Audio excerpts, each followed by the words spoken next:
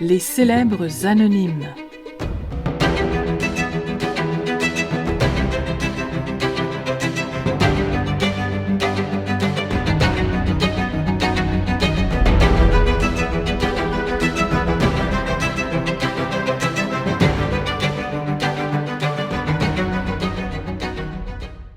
Les hommes connaissent-ils vraiment bien les femmes?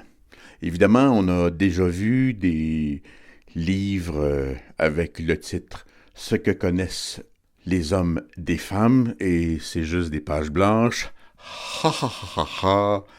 La grosse blague foireuse. Mais n'empêche que j'ai été confronté quelquefois à cette réflexion. Est-ce que tu connais vraiment bien les femmes? En tant qu'artiste qui a rarement vécu de son art, j'ai eu à avoir plusieurs job-ins. Une de celles-là, sur laquelle je fondais beaucoup d'espoir parce que j'aimais beaucoup le domaine de l'automobile, et quand je parle d'aimer beaucoup le domaine de l'automobile, je ne me voyais pas comme étant un gars de char qui aime les gros vroom-vroom. J'avais un intérêt pour les spécificités techniques, les ramifications de l'industrie, bref, tout ce qui n'intéresse pas les autres gars de char. Donc, j'ai été vendeur de voitures pendant environ 1 an. À plus qu'un endroit, m'empressai-je de spécifier. Ironiquement, aux 2 endroits où j'ai travaillé comme vendeur, il n'y avait que des vendeurs de sexe masculin. Ça veut dire que lorsqu'il n'y a rien à faire, lorsqu'il n'y a pas de clients, ironiquement, en automne, effectivement, il se vend peu de voitures. Tous les vendeurs de sexe masculin se retrouvaient dans un bureau, ensemble, et parlaient de quoi? Eh oui, vous l'avez deviné, parlaient de filles. Là, j'en vois tout de suite ici qui vont dire « Donc, l'émission Les Machos de Lise Payette, c'était vrai? » Sachez que c'était très loin de la réalité. La réalité dépassait beaucoup la fiction, tout en étant beaucoup moins médiocre qu'un texte de Lise Payette.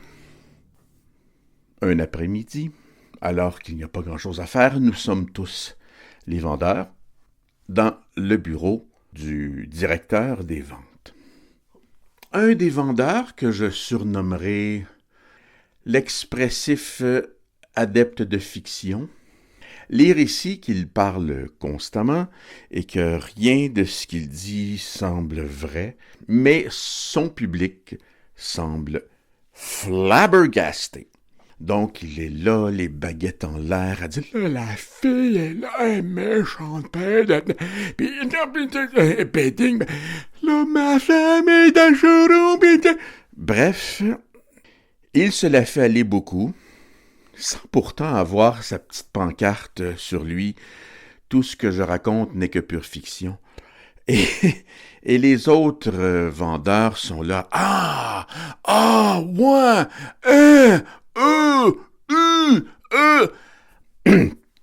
À mon exception près, qui regarde le plafond en me disant « Pourquoi ne suis-je pas ailleurs? » Un autre vendeur prend soudainement la parole. Nous l'appellerons le discret qui aimerait bien être accepté.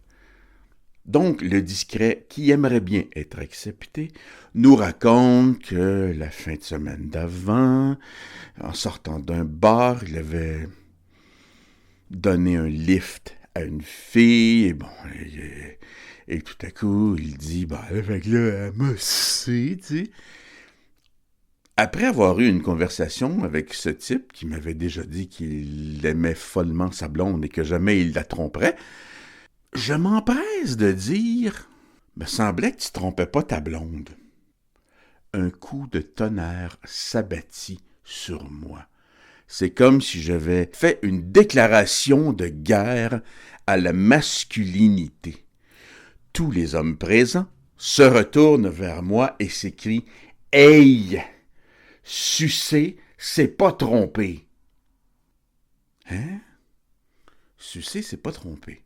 Ben non, c'est pas tromper. J'ai toujours pensé que... Non, non, non, pour tromper, ça prend une pénétration.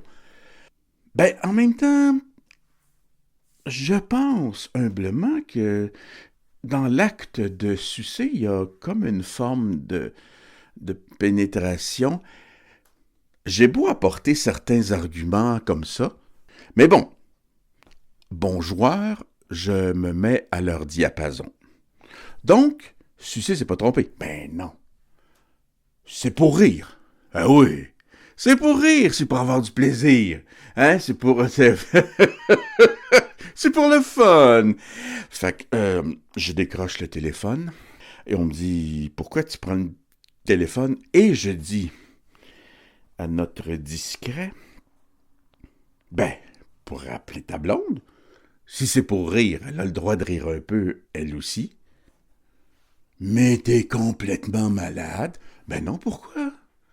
Pourquoi ce serait si malade, étant donné que sucer, c'est pas tromper? Bon, des gens raccrochent le téléphone pour moi, et c'est alors que se manifeste, appelons-le, le king de la subtilité. Alors le king de la subtilité me dit, non, sucer, c'est pas tromper. Sauf que les femmes, elles comprennent pas. Je décide donc de me prêter au jeu et dire, ah, les femmes ne comprennent pas.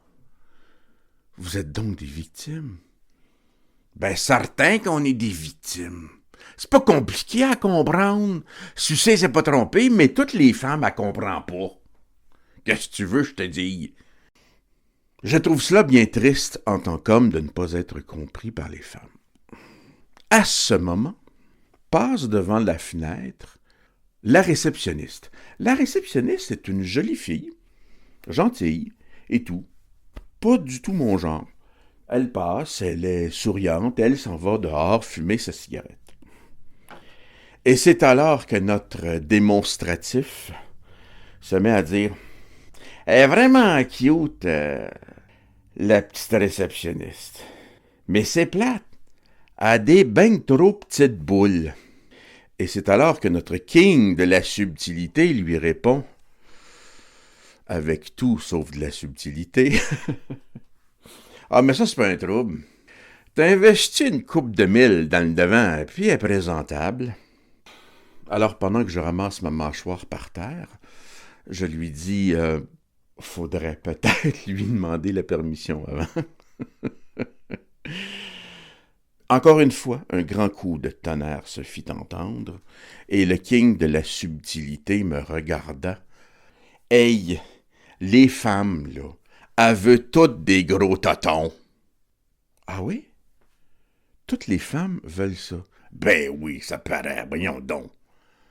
Sont toutes là à se comparer le gros rack, là. »« Ah, ben voyons donc, j'avais pas remarqué. »« T'es sûr de ça? »« Ben oui, c'est ça. » Et là, il me regarde et me dit, « Tu connais vraiment pas grand-chose aux femmes, toi. » Là, j'ai décidé de ne pas m'obstiner et de jouer le jeu. Ben là, effectivement, je commence à penser que je connais pas grand-chose aux femmes. Il me répond même, « Ben tu sais, dans le fond, t'es peut-être gay, tu sais. Déjà que t'aimes pas les pick-up. » Car oui, j'ai oublié de vous dire que je n'aime pas les pick-up.